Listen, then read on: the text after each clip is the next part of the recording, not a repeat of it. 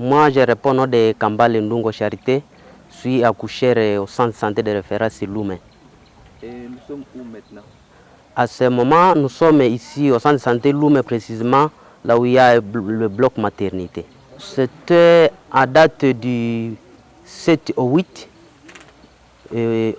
juillet 2022 plutôt, où nous avons eu des dégâts par rapport au... Même vous avez vu, il y avait des asphyxies qui venaient incendier notre structure et précisément le bloc maternité. Et vous voyez que le bloc maternité est tellement incendié, presque tout a été calciné dans le bloc maternité. Le dégât que nous avons enregistré les dégâts matériels, même le dégât humain. Et vous allez voir que tous les bâtiments incendiés, même le matériel, vous allez le voir que est calciné là-dedans. Est-ce qu'on peut visiter? Oui, on peut passer salle par salle et vous expliquant ce qui s'était pensé.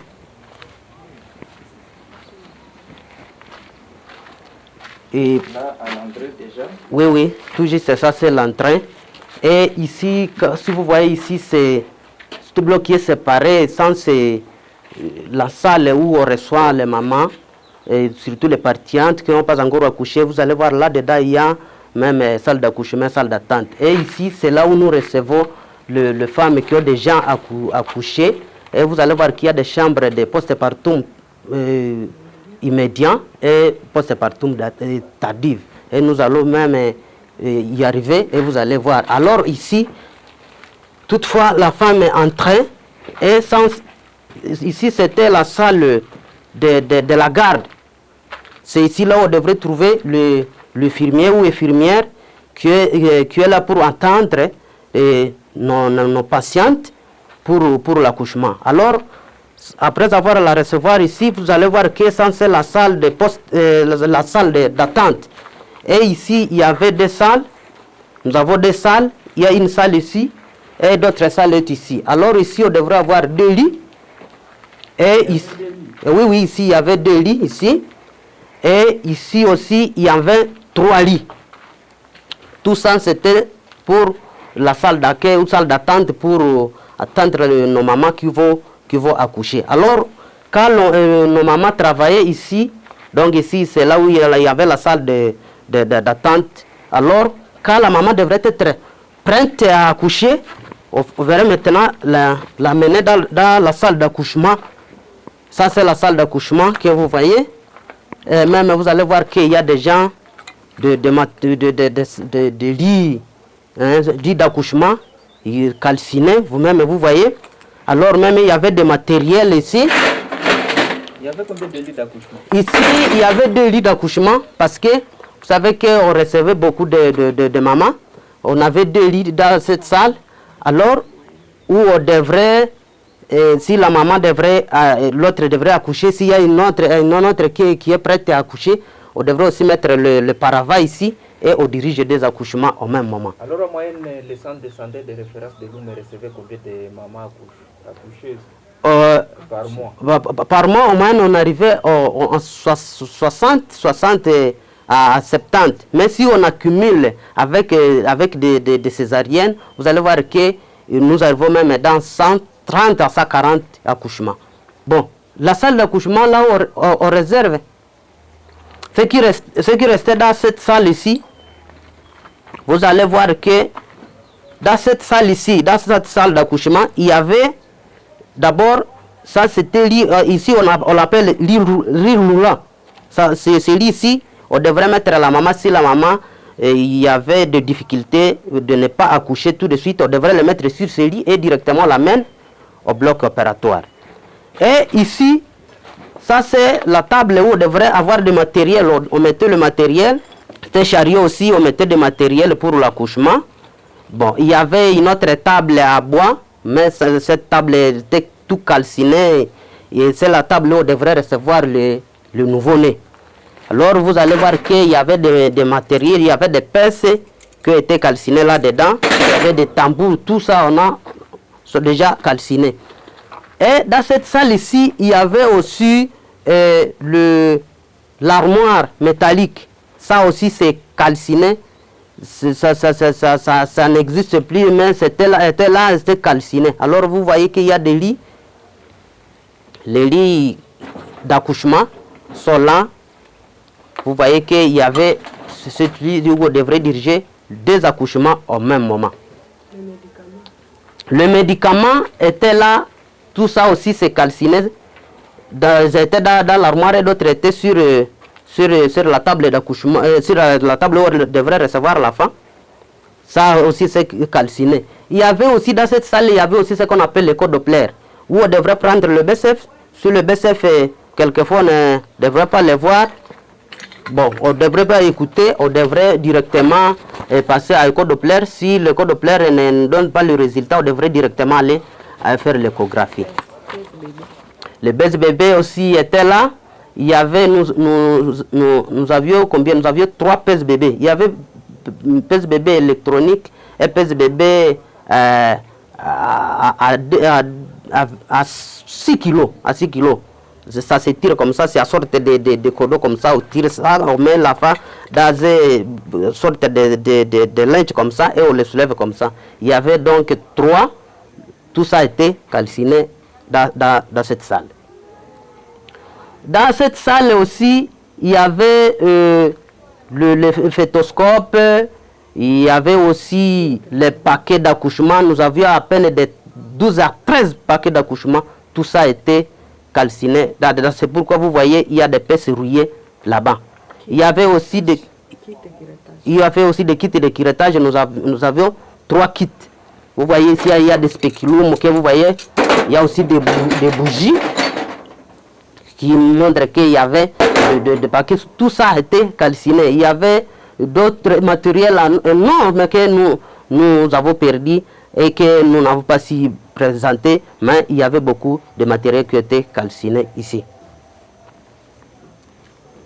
Et la suite? Et à la suite, quand la maman devrait quitter ici, vous allez voir que ça c'est la porte de sortie vers le bloc opératoire.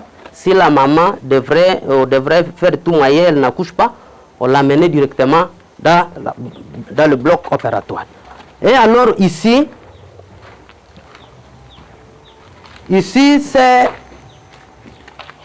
ce sont les 2 salles qu'on occupait pour les post-partum immédiats. Il y avait 2 lits. Donc ici il y avait 2 lits.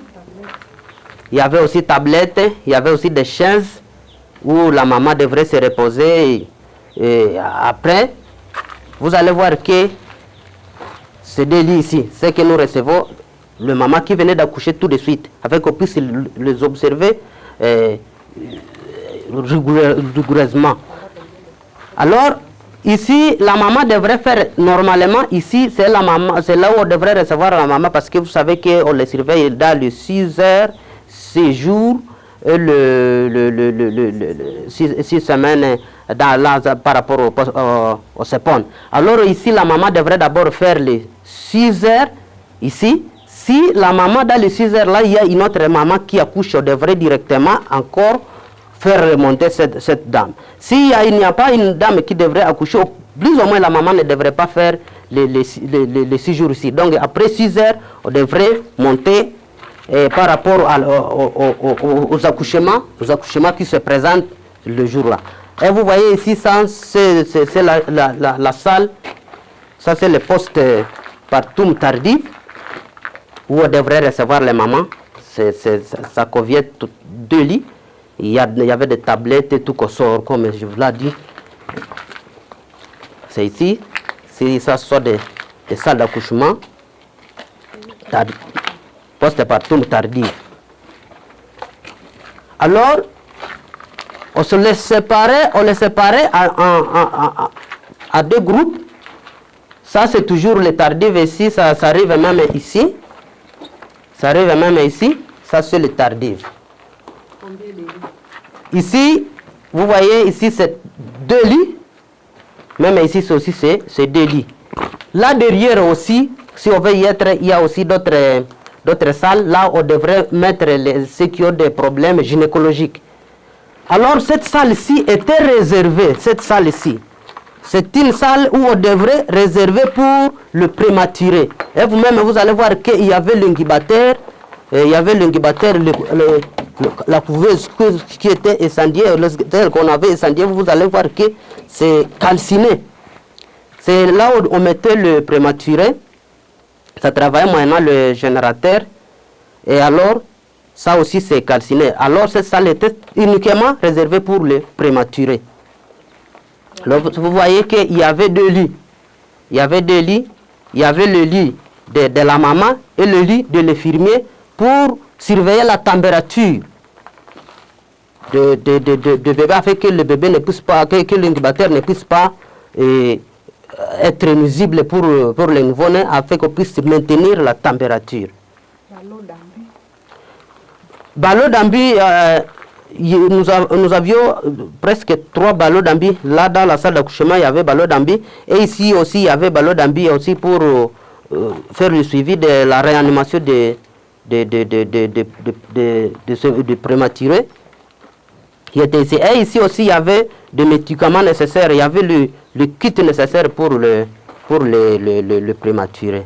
Et par la suite, peut-être, on pourra aller maintenant. Et vous receviez combien de prématurés par mois? Ici, en moyenne, on recevait presque 2 à 2 prématurés. On ne dépassait pas quand même, on ne devrait pas aller au plus de 3, 4, mais c'était en moyenne 2, 3 prématurés par mois. Et le pronostic était comment pour ces prématurés? Bon, le pronostic par rapport à l'incubateur, parce que notre incubateur était quand même à forme, quand même on arrivait même à sauver, le prématuré, on pouvait le sauver même à 60 à 70%. On ne devrait pas quand même énoncer que tous les prématurés que nous recevons au courant de l'année, tout ça devrait maintenant être sauvé. Même il y avait quand même qu'on mettait dans l'incubateur, mais apparemment il y avait ceux qui étaient en train de décéder, mais quand même on était en train quand même de sauver le prématuré ici. Maintenant par rapport à ces défis, quand vous recevez prématuré actuellement, comment est-ce que vous vous comportez? En tout cas, à ce jour, quand nous recevons les prématurés, on est obligé de les référer aux zones de santé de Mutuanga. Vous ne faites pas les kangourous? Bon, les méthodes de kangourou, nous les faisons, oui, on les fait, mais par rapport que vous-même, vous voyez que nous n'avons pas assez de salles, de maternité, sentiers. Même si vous allez arriver là où on est en train de recevoir la maman qui accouche, vous allez voir que d'autres passent par terre. Donc il y a des lits qui sont par terre, les lits tous sont abîmés.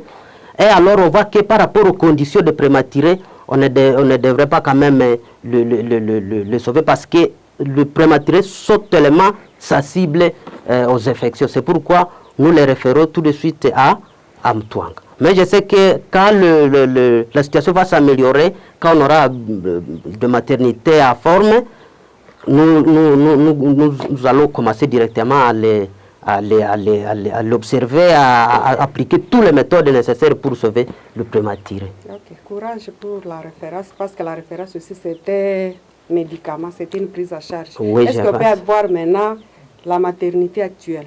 Oui, la maternité actuelle.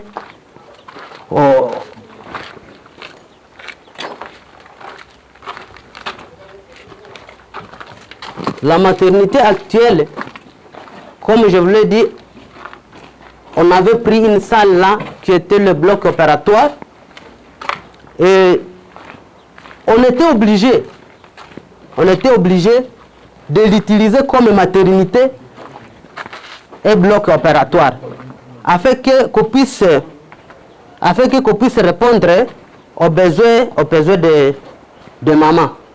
Okay. Ça c'est l'allée où on devrait faire descendre le maman qui a un problème qui nécessite la césarienne. Ok, maintenant ici. Ici, bon, vous voyez que... Avant le sida, ce bâtiment était utilisé pour quel service? Avant le sida, ce bâtiment était utilisé comme bloc opératoire. Et vous allez voir que ici, c'était la salle qu'on utilisait pour le réveil de malades. Ça, c'était salle de réveil. On avait 2 salles de réveil. Vous voyez, ça c'est la salle. On avait 2 salles qu'on avait réservées pour le réveil. Une fois la dame quitte dans le bloc opératoire, on la met ici pour qu'elle puisse se réveiller. En fait, après avoir se réveillé, maintenant, il devrait l'orienter dans d'autres salles afin qu'on puisse l'observer par rapport parce qu'ici, après réveil, on doit la lever ici avec qu'elle puisse aller rejoindre les autres dans du bâtiment. Maintenant, actuellement, comment est-ce que vous utilisez cette salle, la salle de réveil? La salle de réveil, on est obligé, ce que je suis en train de vous dire, on est obligé de prendre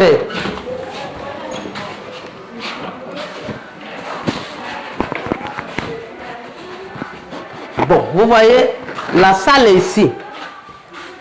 La salle ici était réservée pour l'anesthésiste. Mais vu que les affaires ne sont pliées à norme, on l'a plié aussi comme salle de réveil.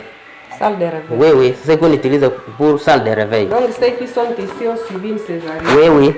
Oui, vous voyez qu'elles sont par terre, qu'il n'y a pas de lit. Ça, c'est la salle qu'on utilise pour la salle de réveil. Alors, nous sommes obligés. Nous sommes obligés d'utiliser cette salle-ci comme salle de réveil.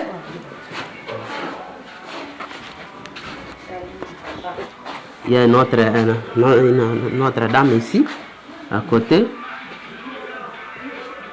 À la salle ici, vous l'utilisez comme salle de réveil? Oui, oui, ça on l'utilise comme salle de réveil. Okay. Alors, après avoir se réveillé, vu que vous voyez que la salle, les affaires sont abîmées, il n'y a plus de maternité, les salles que je vous ai montrées là-bas, ça ce sont les salles qu'on utilise comme maternité, comme postpartum, immédiat et tardif. Ok. Maintenant, est-ce que ces salles suffisent? Non, non, non. Vraiment, vous-même, vous allez voir que la condition qu'on est en train de vivre, ça ne mérite pas. Et vous voyez, cette salle, on l'utilise comme postpartum tardif. Et ça, c'est une salle qui était réservée comme salle septique. Et vous allez voir que, par rapport aux conditions, nous sommes obligés de l'utiliser comme postpartum tardif. Maintenant, les accouchés, les bébés courent quel risque à dormir comme ça par terre? Et vous-même, vous allez voir qu'ils sont en train de courir le risque. Parce que même ce que je vous ai expliqué pour la première fois, que nous n'avons pas assez de moyens de conserver ici le prématuré. Avec de telles conditions, vous restez avec le prématuré. Le prématuré serait directement être affecté parce que leur immunité est tellement sa cible. Et la salle d'accouchement, c'est où? La salle d'accouchement, c'est à ce côté ici. On va y aller.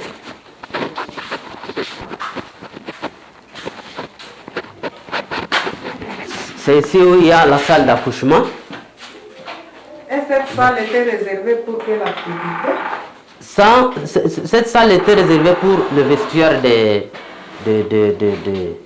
de chirurgie, de l'équipe de chirurgie. Même vous allez voir qu'il y a des bonnets, il y a aussi des masques là-dedans. Bon.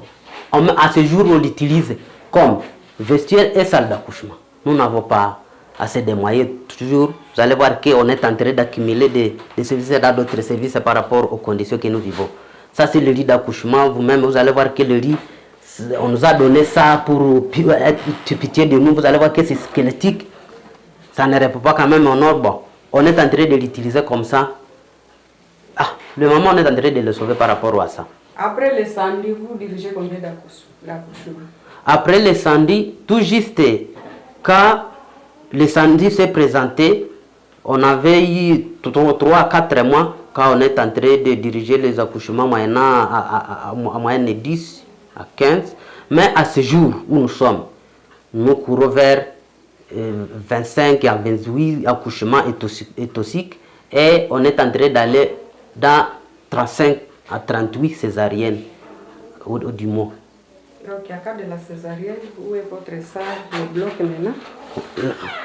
À cas de césarienne, nous avions réservé la salle ici parce que nous avons 2 blocs opératoires et nous étions obligés de prendre cette salle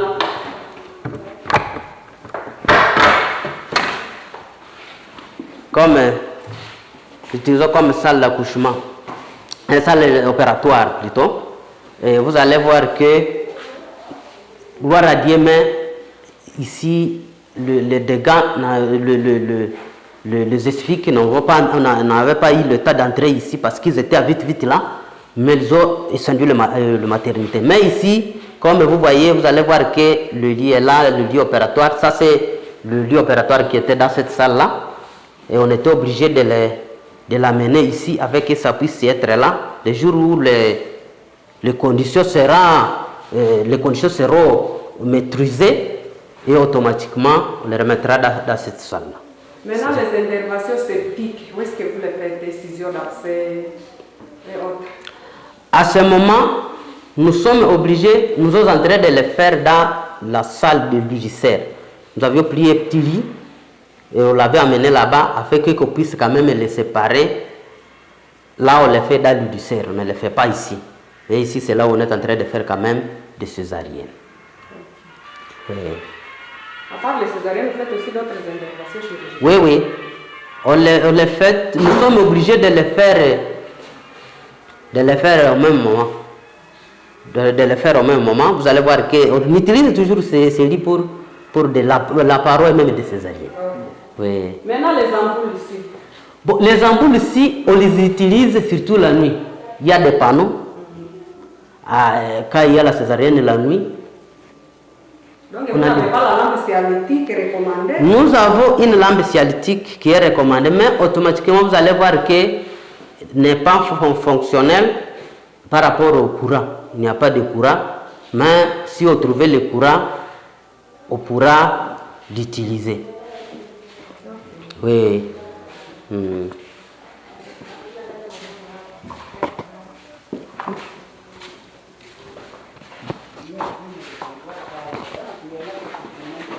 Oui, cette salle ici, c'est une salle que nous utilisons toujours.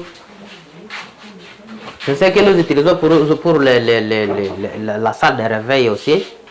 Si les mamans sont nombreuses, on pourra aussi les mettre ici afin qu'elles puissent se réveiller.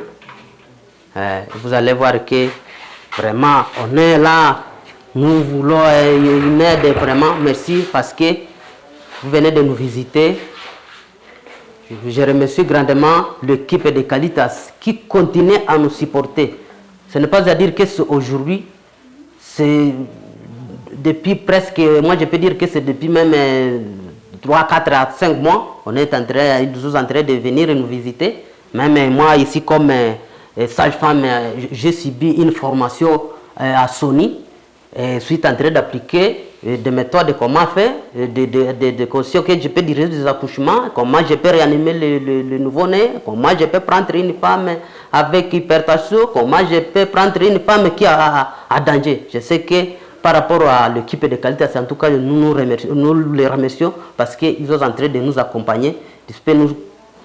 Nous allons voir que peut-être dans des jours à venir, il y aura maintenant des améliorations que nous allons fréquenter. Ils vont nous faire quelque chose afin que nos conditions puissent être rétablies.